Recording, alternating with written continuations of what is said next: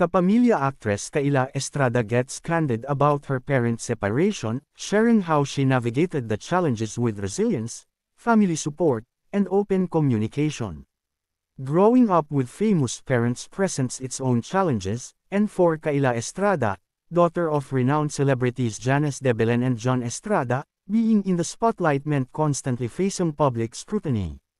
However, she has successfully stepped out of their shadow and built her own career in showbiz. Currently making waves in ABS-CBN's action series Incognito as hacker Max Alvero, Kayla continues to prove that she is more than just the child of celebrity parents. In a candid interview with columnist Dolly Ann Carvajal, she opened up about the struggles of forging her own identity in the industry.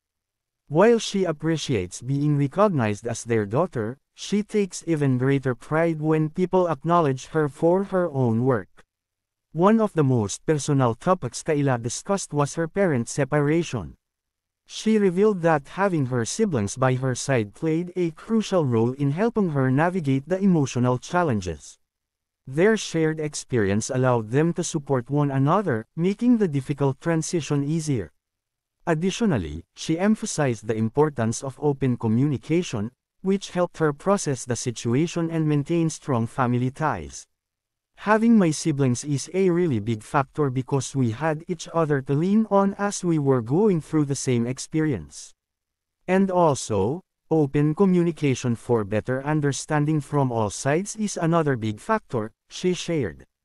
Kayla also reflected on valuable advice she received from her mother, Janice de Belen, about love and relationships.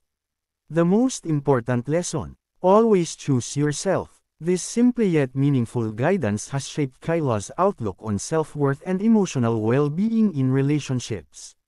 Despite her strong and independent nature, Kayla admitted that her quiet demeanor sometimes leads people to perceive her as aloof. However, she clarified that she is simply reserved in certain situations. When it comes to love, Kayla knows what she's looking for.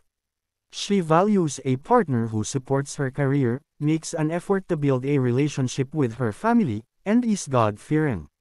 With her talent, determination, and grounded perspective, Kayla Estrada continues to make a name for herself, on her own terms.